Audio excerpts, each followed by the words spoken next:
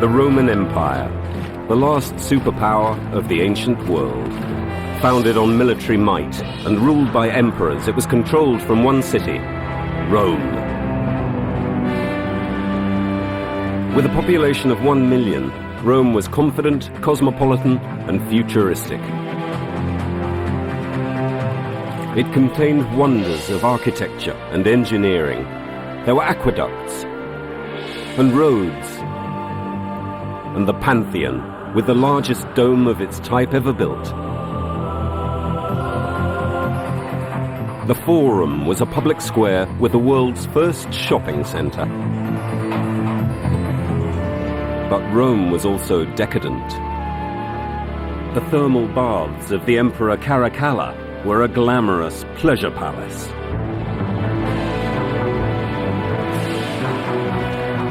The Circus Maximus was twice the size of the largest stadium today. And then there was the Colosseum, an arena of entertainment built as a cathedral of death. The seven wonders of Rome pushed back the boundaries of what was possible. How were the Romans able to make such breakthroughs, over 1,000 years in advance of the rest of the world?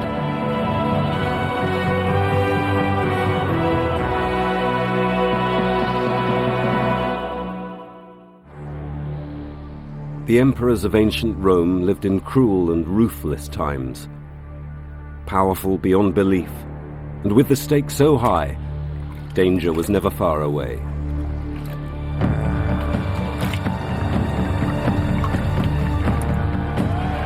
Some stayed alive by giving the people what they wanted. Others protected their reputations by building awe-inspiring wonders, far beyond anything ever seen before. No building could entertain more people than the Circus Maximus. It was the largest arena ever constructed. It held twice the number of spectators than today's biggest stadium. It offered the Romans the spectacle of speed, danger, and death. Here they came to watch feats of skill and daring and excitement and adventure. There was really nothing else like it. Half a kilometer long and 137 meters wide, the Circus Maximus was the arena for great spectacle, wild beasts, gladiators, and most famously, chariot racing. It could hold up to 350,000. Admission was free, paid for by the state. But for the Emperor Trajan who'd built it, it was well worth the expense. This was premium advertising space. Trajan, like most emperors, wanted to build a lasting monument to his own glory, and the Circus Maximus was the obvious place. There he could meet the crowds, and he could meet them famously on the same level. Trajan fancied himself a man of the people. The arena allowed Trajan to entertain 1/3 of Rome's population in one sitting. In the middle of the track, he built a centerpiece 300 meters long. It was called the Spina and represented the broken back of Rome's enemies. The centerpiece was an obelisk towering 25 meters high. It had once displayed the power of Ramesses II, the greatest pharaoh. Now it had a new master, Rome. Earlier attempts at building stadiums had all ended in disaster. The very first Circus Maximus was built 500 years earlier. Made of wood, the structure was prone to fire and had to be replaced many times. But by 100 AD, Trajan set about rebuilding it once and for all. The Emperor Trajan refurbished it and replaced what had been a largely wooden structure with a magnificent building of marble and stone. Really the first permanent circus which the Romans had ever had. The secret of Trajan's Circus Maximus was down to the newly discovered miracle building material, concrete.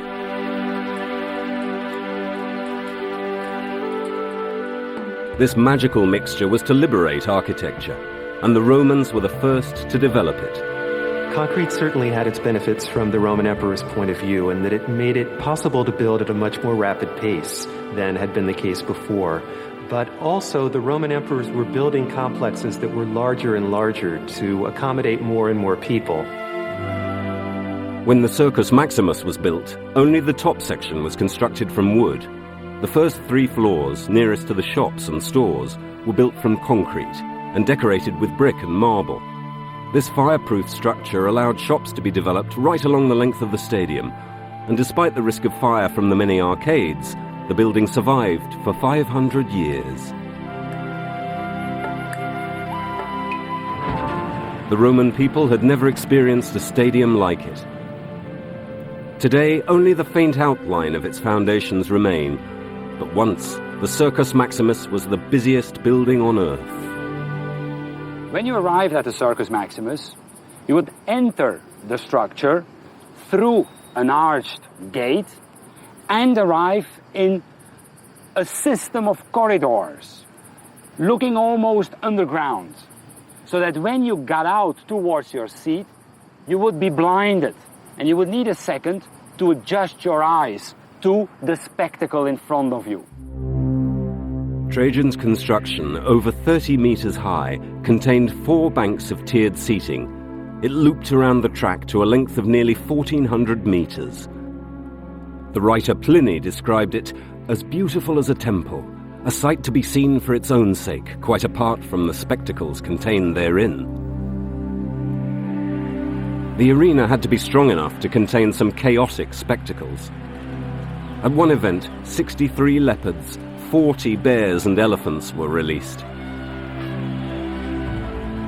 To increase crowd safety, a ditch was dug, running 3 meters wide and 10 deep all around the edge.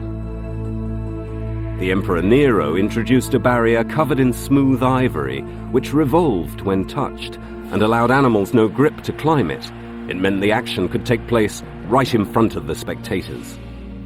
The Circus Maximus was so large, it needed spectacles on a grand scale to match its size. And claiming 50 deaths a year, nothing gripped the Roman crowds more than chariot racing. At over half a kilometer in length, the Circus Maximus was the largest arena ever constructed. Built by the Emperor Trajan as a symbol of his power, it cemented his reputation. The arena hosted wild beasts, gladiators, and most famously of all, chariot racing. The race begins when a handkerchief is dropped, signaling its start.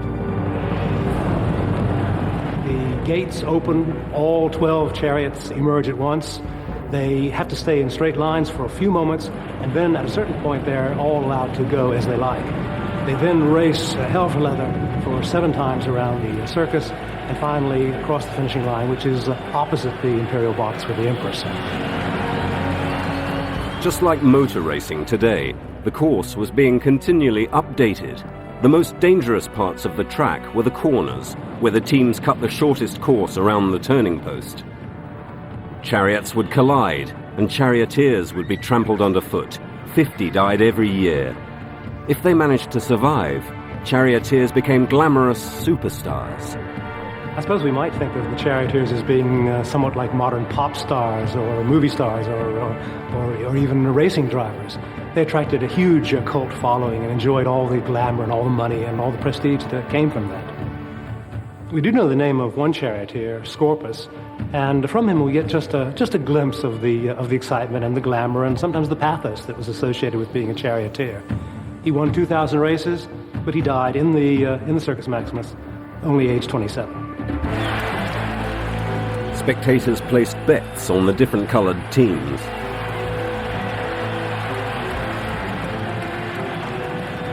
The Circus Maximus made the Emperor Trajan popular, but he didn't stop there. He became one of Rome's greatest builders and went on to construct another wonder of architecture called Trajan's Forum. The Forum is a cultural symbol of a Roman city. It's the central place of a Roman town where people come to meet, and it usually has a temple on one side and a basilica, a judgment hall on another side. So this is the central place, the Times Square, or the Piccadilly Circus of Rome. There were already 5 forums in Rome, but none of them could compete with the scale of Trajan's. Trajan's Forum was the largest of the imperial fora that was built in central Rome. It's the size of all of the other imperial fora put together. Trajan built it to ensure his popularity, but also to make himself truly Roman. Trajan was the first of the non-Italian emperors, so he was from Spain, quite a good soldier. He was the second of the so-called 5 good emperors, so he was chosen for his abilities rather than because of who his father was. Trajan was a self-made man and an empire builder. Not surprisingly, he chose as his architect a man who also came from outside Italy, a Greek called Apollodorus. He'd helped Trajan on his military operations abroad. We don't know as much about Apollodorus' career as we would like, and this is true for most Roman architects. He was Trajan's chief architect, was responsible for the construction of bridges during the campaign in Dacia, as well as Trajan's Forum. The money from the Dacian campaigns allowed Apollodorus to pull out every stop to make his Emperor's Forum a showcase. The piazza alone was almost 200 meters long and surrounded by elaborate arcades and adorned with statues of Trajan. There was a marketplace, a library, as well as law courts. For the average Roman, to enter Trajan's Forum was to enter another world. The poor Roman, escaping from his stuff, crowded, cramped living conditions, goes into this glorious mass of gleaming marble and sees the gilded bronze roofs above him of the palace. He's moved into a completely different world. It's like going onto a film set. But Trajan's Forum would be far more than a public square. To seal the public's approval, Trajan now began developing the world's first shopping center. It became known as Trajan's Markets. He cleared away a hillside 40 meters high and built the complex in terraces adjoining his forum. The layout of the markets is very interesting because in a certain way it is a forerunner of our modern shopping malls, laid out on different levels, and from one level you could look down on another level. This was a futuristic design, an entire center of different spaces on different levels with raised walkways and streets containing 150 shops on 5 floors. And here for the moment we're walking along a corridor on which open up some of the shops of this complex.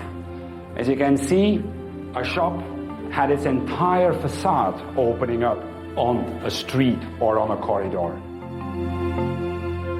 The construction methods were new, fast and economical.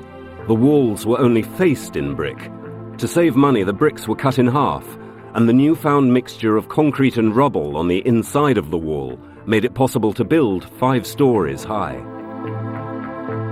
The markets of Trajan are a great example of the skill that the Romans have in using the brick, not only as a purely functional building material, but also as an aesthetical material.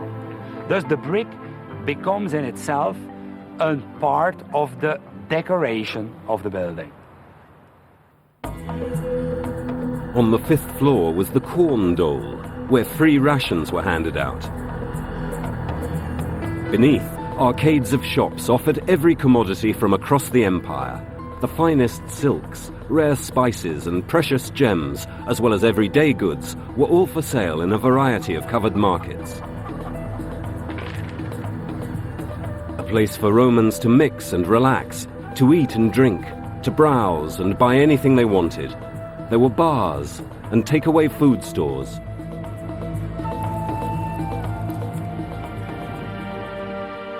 Trajan helped to make Rome the most sophisticated place on earth.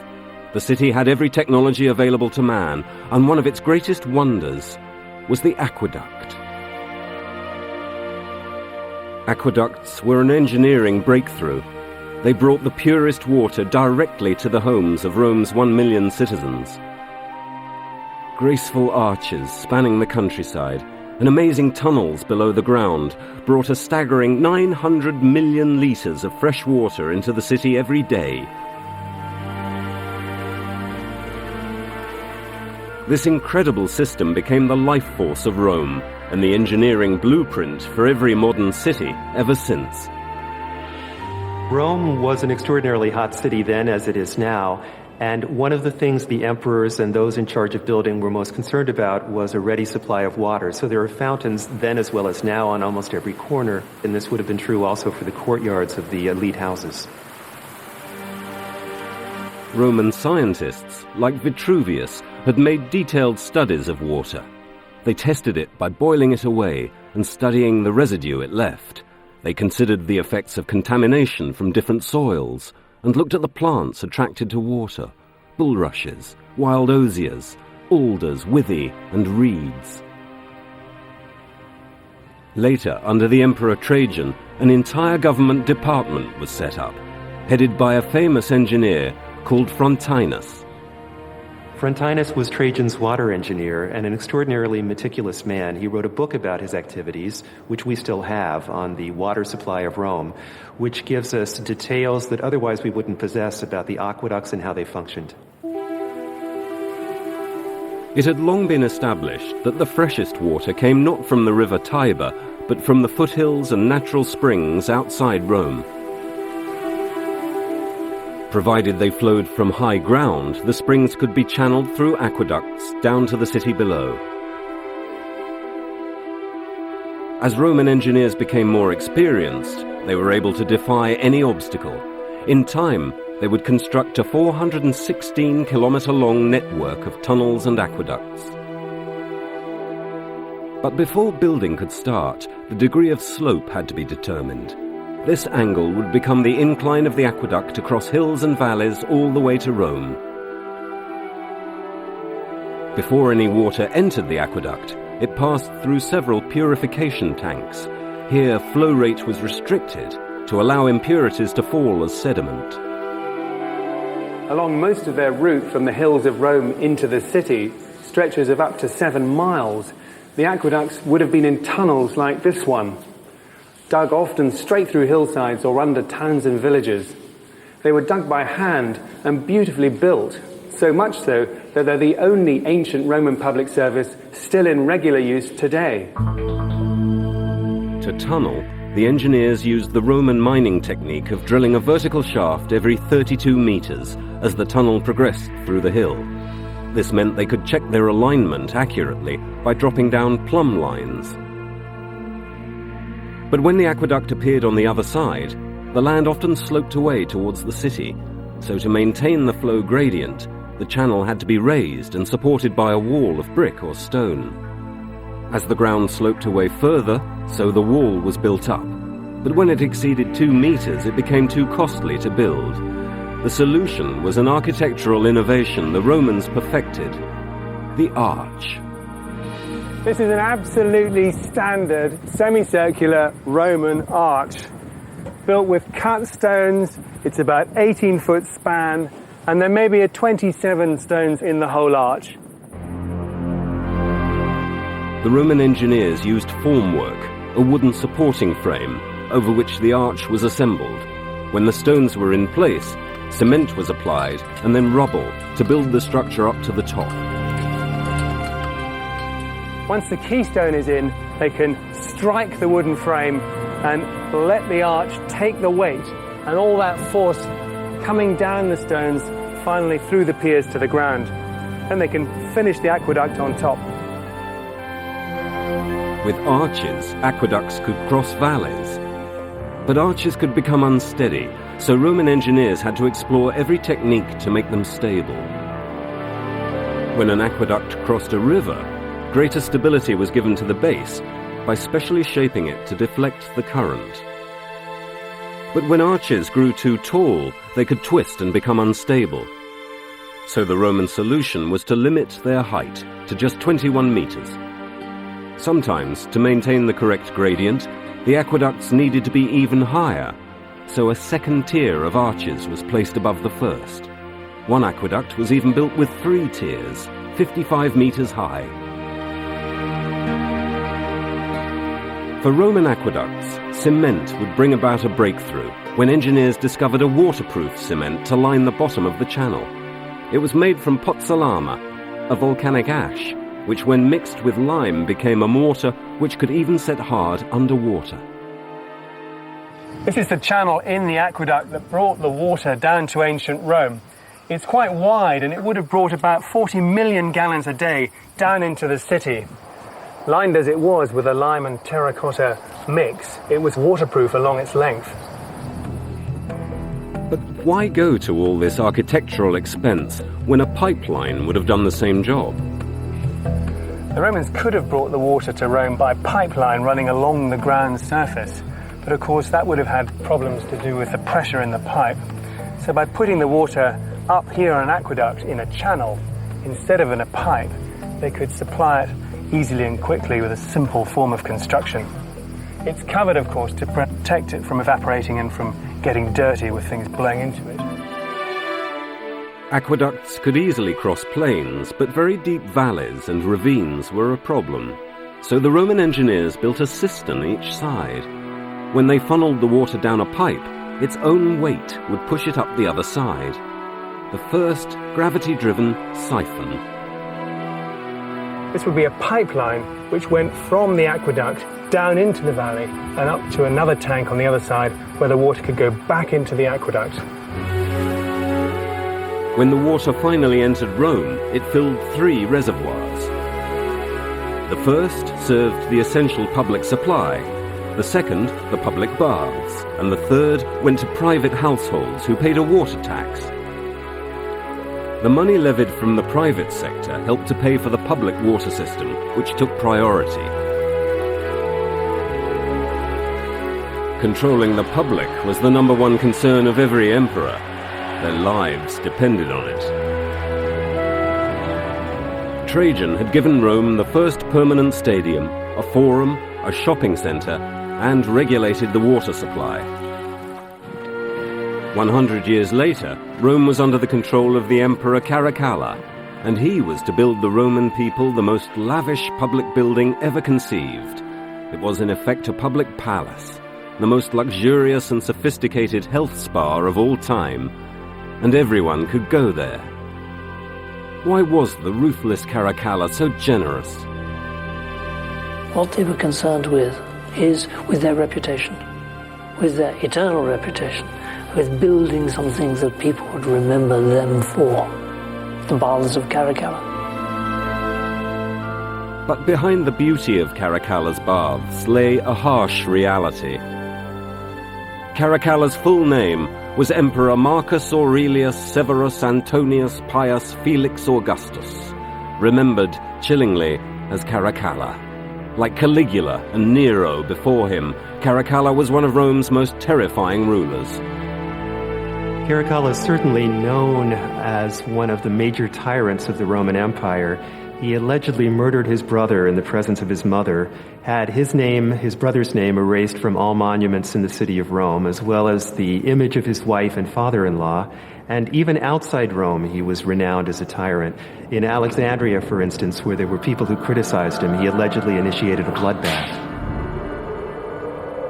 Caracalla was so hated, he decided to build for the people of Rome a wonder to reverse his failing image. But why build a bath complex? One of the most evil emperors, Caracalla, a genuine psychopath if ever there was one, oddly enough chose to build baths as his monument. Now what does this mean to us? Well, one way of thinking about this would be an obsessional streak, wanting to wash and clean and cleanse and purify, a kind of way of expressing perhaps even some guilt about what he had done. Rome already had nearly 1,000 public baths, but Caracalla's overshadowed them all. They covered over 9,000 square meters. The central space alone was larger than the Basilica of St. Peter's, and a branch line was built from the Aqua Marcia to supply them with their own water. Caracalla's cruelty never ceased. His builders were forced to work around the clock in all weathers. Started in 212 AD, his baths were completed in record time. Caracalla employed a workforce of up to 16,000 men. 100,000 scaffolding poles allowed 4,500 bricklayers and 1,800 decorators to get to work. Caracalla wanted those baths finished as fast as possible, and so he applied enormous pressure to his architects and his engineers. Consequently, it was finished in only 4 years. The baths catered for every need. But below the surface, the cost of such luxury did not come cheap. The psychotic Roman Emperor Caracalla was in need of some good press and bestowed upon the people of Rome a sophisticated health spa on a massive scale.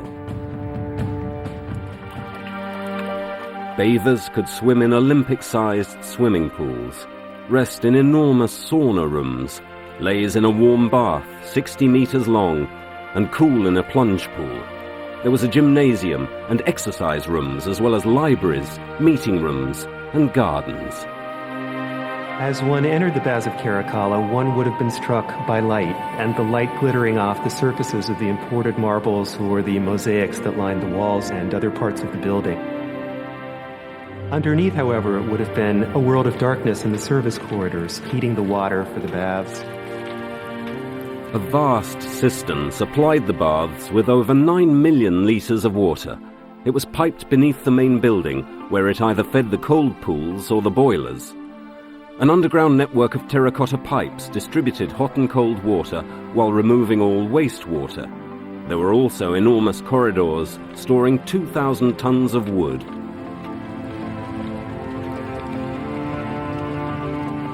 There were 50 fireplaces for the heating of the different rooms above. This efficient system of underfloor heating was known as hypercaust. Terracotta tubes ran inside the walls to provide insulation and channel hot air. The underworld is sweaty, hot, fearsomely hot, oppressed, cruel. And above, they're the leisured class, enjoying their luxury and cleanliness. There could be as many as 2,000 people in the baths. You could spend the whole day at the baths. There was plenty to do there. It would take you quite a long time to get through all the different rooms. There was a sort of Turkish bath kind of room. There was a cold room. There was a warm room. There was a swimming pool. You could get a massage. You could get your hair done. You could get your pedicure and your manicure. But you also could have some very important chats. You were very interested in who you might bump into. And there was certainly food and drink available. The main pool, the Calidarium, was the hottest room. It was domed to allow in the sun's heat and light. The baths were more popular and longer-lasting than their creator, Caracalla. On the 8th of April, in the year 217 AD, scarcely a year after the baths' completion, Caracalla was murdered, assassinated by his own bodyguard. The Roman people enjoyed the baths for centuries, but were quick to forget Caracalla, one of the most flawed emperors of all time. Despite poor rulers, turmoil and revolution, Rome would become the nerve center of a vast empire, and all this was made possible by the wonder of Roman roads. The Romans realized that the maintenance of the empire was directly dependent upon the construction of a successful road system for the easy transport of troops and commodities. And so they used the roads in a way to create a kind of global village. The first Roman road was the Appian Way, begun in 312 BC by the consul Claudius. Within 200 years, a 288,000-kilometer network would spread out from the city to reach the furthest extremities of the empire. Along them marched great armies. Soon the whole of Europe to the west, Judea to the east, and Egypt to the south fell under Rome's control. At their height, Roman roads were expanding at a rate of half a kilometer every day, and they still survive. What was the secret of their construction? The answer lay in surveying. For this, Roman engineers invented a device called a groma. The principles of Roman surveying are the same principles that we use today, setting things out on right angles, using level to work out elevation and so on. You'd first of all sight down one axis of it, like this, and then you'd move around and lay out the other line at right angles. And that was pretty effective over short distances. For long distances, the Romans had to use the highest hills they could see in the distance, and they set out poles between where they were now, where they wanted to go, and aligned them in a very, very long line, as straight as they could. They couldn't survey round corners. That's why all Roman roads are straight. If the obstacle was impassable, the road would take a dogleg around it. But often the roads were cut straight through entire hillsides. The Emperor Trajan engineered a cutting 40 meters deep to extend the Appian Way along the coast. The idea of building a straight road from scratch was a new one. Up until now, roads had evolved from ancient tracks. They sidestepped rivers and avoided hills. But to the Roman mind, this was inefficient. The Roman roads were built very carefully because they were the core of the Roman communication system. Making roads was a serious business because the roads served many purposes. Transportation of troops, of goods, and they were built by slaves, by soldiers, and lower-class citizens who would work in private construction companies. One of the astounding features of Roman roads is how durable they proved to be. They were all built to the same formula. A broad trench was dug and filled with sand and boulders to form a solid foundation. Next went a layer of gravel and coarse stone. This was mixed with clay or mortar before being compacted. Finally, a layer of cambered paving stones, sometimes of basalt, formed the top surface, allowing any water to drain off to the sides. Every 1,000 paces, a Roman mile, was marked by a cylindrical milestone, engraved with details of the current emperor and the distance to the next town. While roads held the empire together, it was architecture that displayed Roman mastery of the world. The most visionary Roman building remains the Pantheon.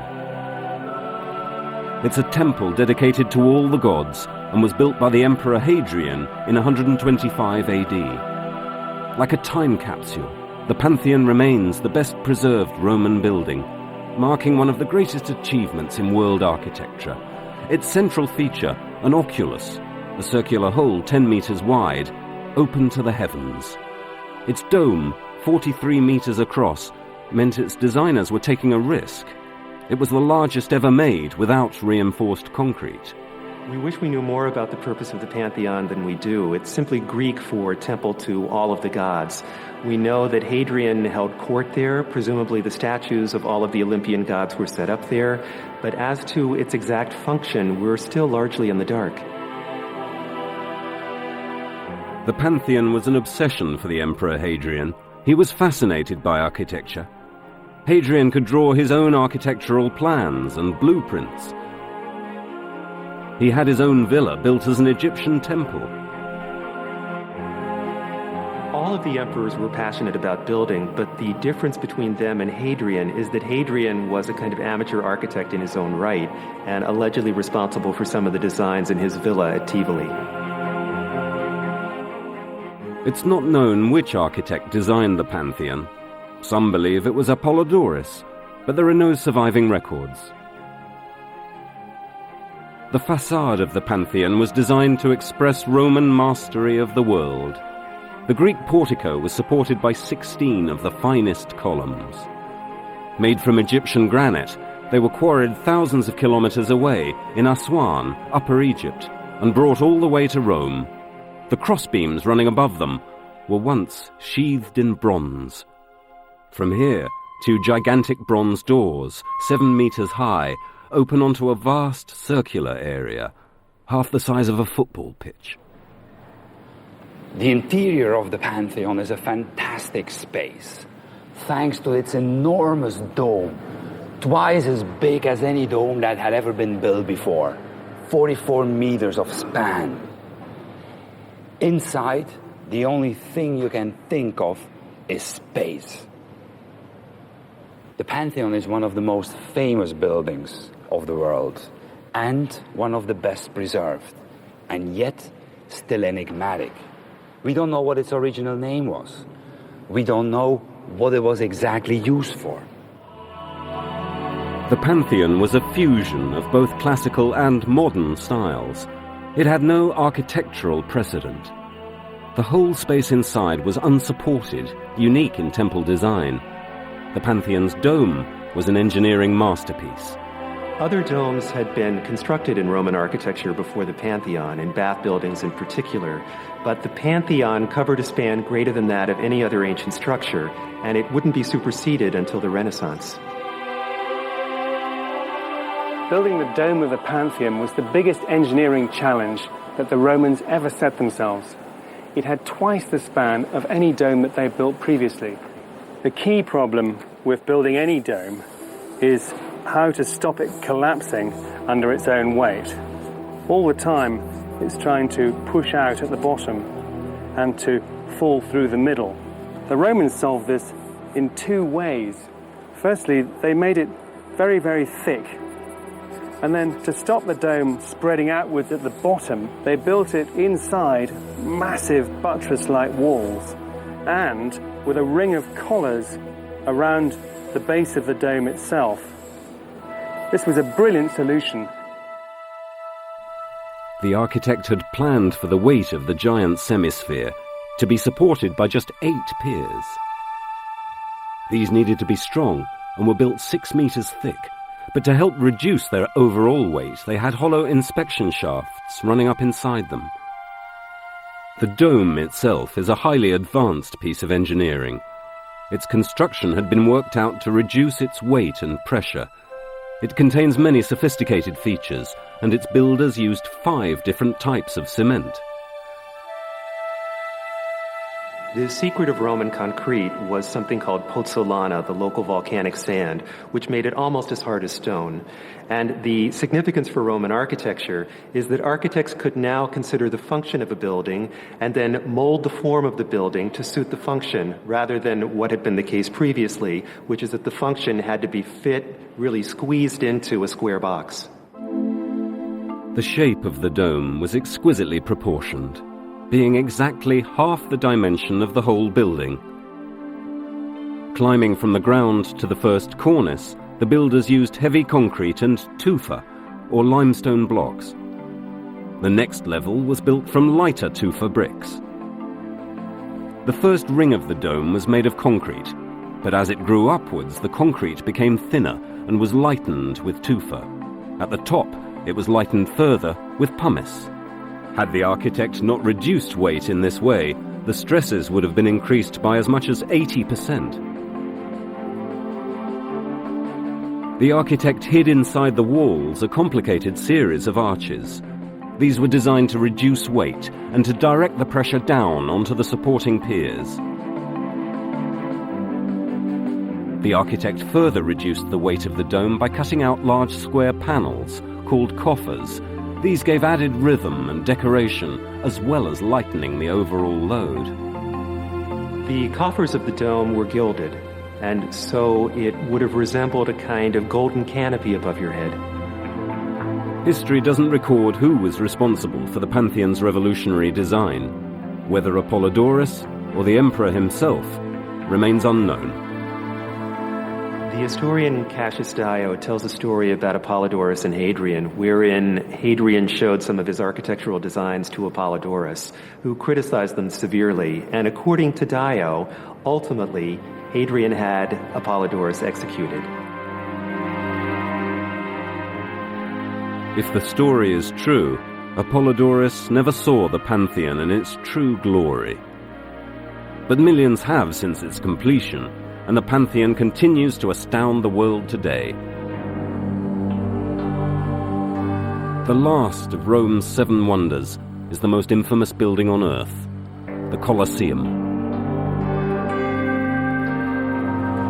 Behind its beautiful walls were once terrifying scenes of combat, blood and death. The building was the largest and most notorious of all Roman amphitheaters. Standing taller than 16 stories, the Colosseum could hold a crowd of over 80,000. It was an arena of entertainment and a cathedral of death.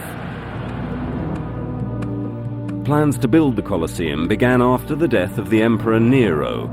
His rule of terror had left public morale so low that Vespasian, who followed him, had to build something exceptional to win back public support. Vespasian was something of an anomaly amongst the Roman emperors. He was hardworking, sober, a plain dealer, honest, frugal. The Romans liked him. In AD 70, Vespasian's engineers drained Nero's private lake and laid the foundations for Rome's largest amphitheatre. The oval design encompassed a central arena.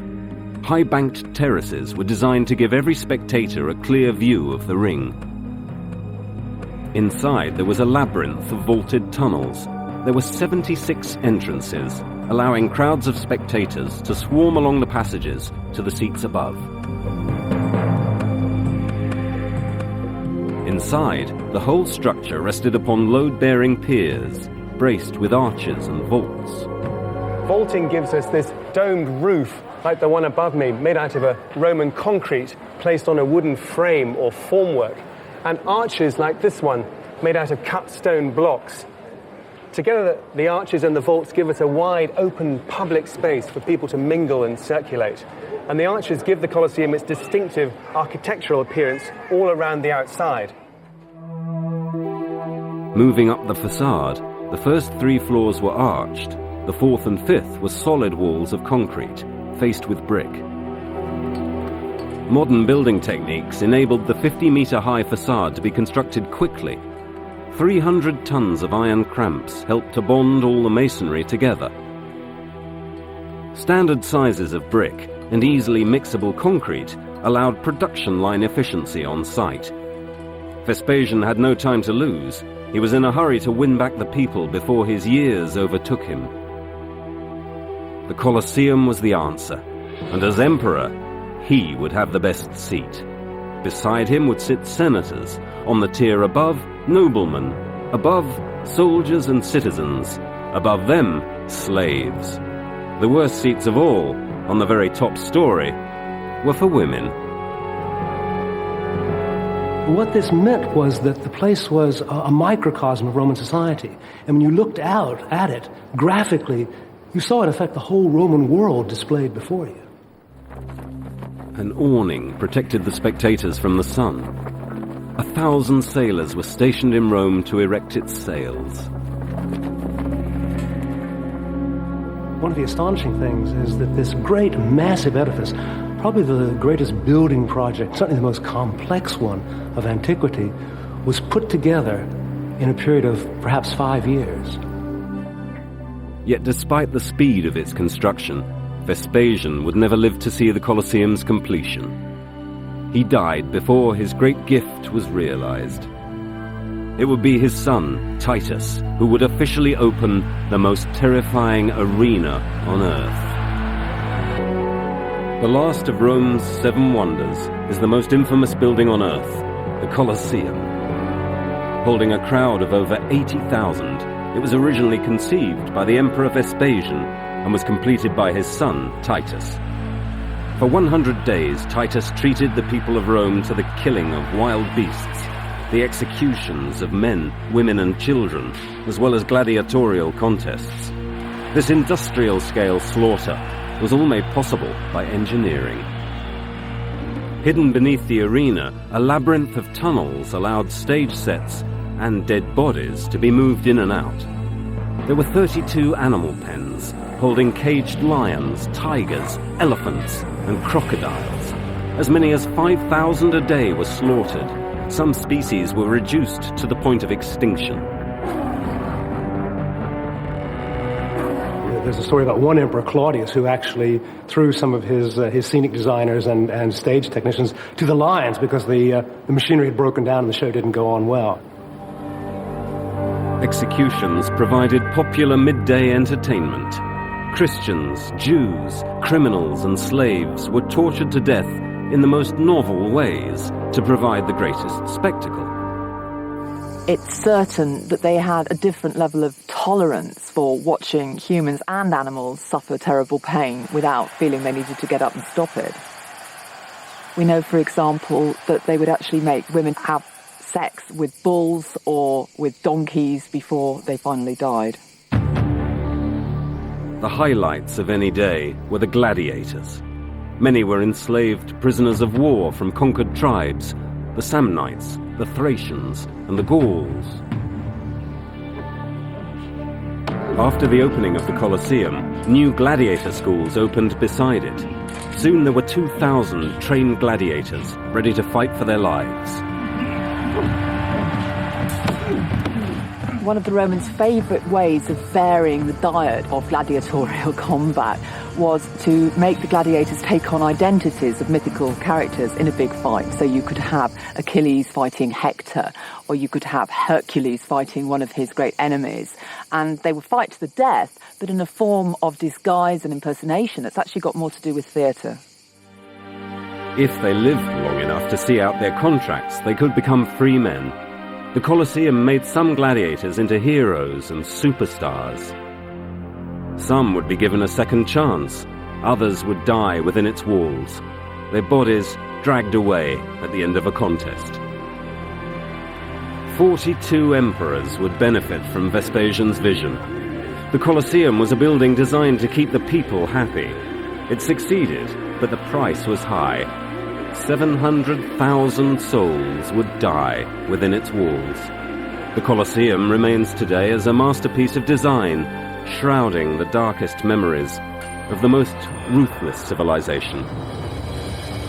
The Seven Wonders of Rome were all outstanding creations, pushing architecture and engineering to a level unsurpassed for well over 1,000 years. The audacity of their construction still challenges architects to better them, to develop new materials, to solve new problems, to do as the Romans did, and build into the future.